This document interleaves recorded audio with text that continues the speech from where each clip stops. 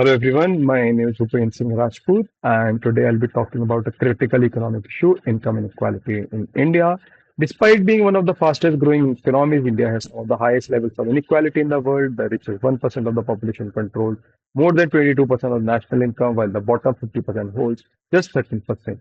This growing divide threatens social stability and economic growth, making it essential to address this issue. So the extent of inequality, if I talk about the current scenario, according to the World Inequality Report 2022, India's top 10% holds over 57% of the country's wealth, while the bottom 50% owns less than 6%. Oxfam India's 2023 report highlights that during the pandemic, the wealth of India's just 1% grew by 121%, while millions fell deeper into poverty. Historical context, if I talk about the historical context of income inequality, so income inequality in India is rooted in colonial policies that concentrated wealth among a few.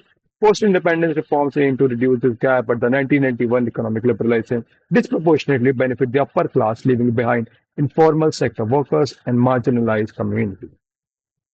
Key causes of inequalities can be quality education remains a privilege for the wealthy, limiting opportunities for the unprivileged. The other can be regional disparity, like wealth is concentrated in urban centers, with states like Maharashtra and Tamil Nadu driving economic growth, while rural areas and poorer states like Bihar and Uttar Pradesh lag behind.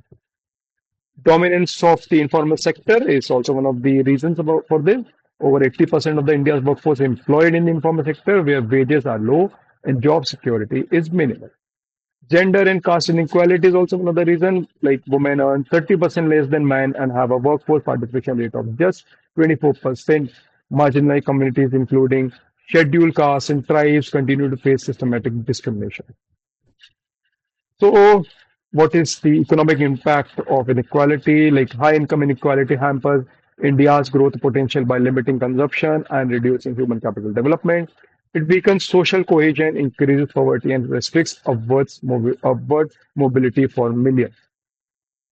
Some of the measures to reduce inequality can be improving access to quality education, like increasing public expenditure on education from the current 3% to 6% of the GDP, strengthening digital literacy to reduce the urban-rural divide, progressive taxation and wealth redistribution, implement higher wealth and inheritance taxes to ensure equitable distribution of resources.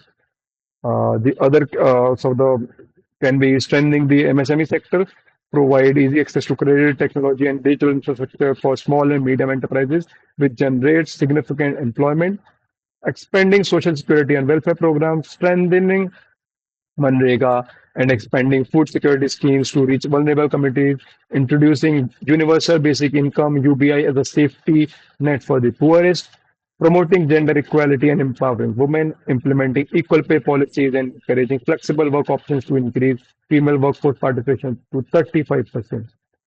Some of the barriers to implementing these can be like political resistance, wealth and tax reform often face opposition from powerful elites. Administrative inefficiency, poor governance limits the effective delivery of welfare schemes. Social norms and biases, deep-rooted social hierarchies prevent equitable distribution of opportunities. If I propose a plan with a proper timeline, like for a 1 to 2 years, a short-term plan can be strengthening education infrastructure and introducing progressive tax reforms. Medium for a medium tenure can be expanding social security and boosting the MSME sector. For a long-term plan can be reducing the Gini coefficient below 0.35% and increasing female workforce participation to 35%.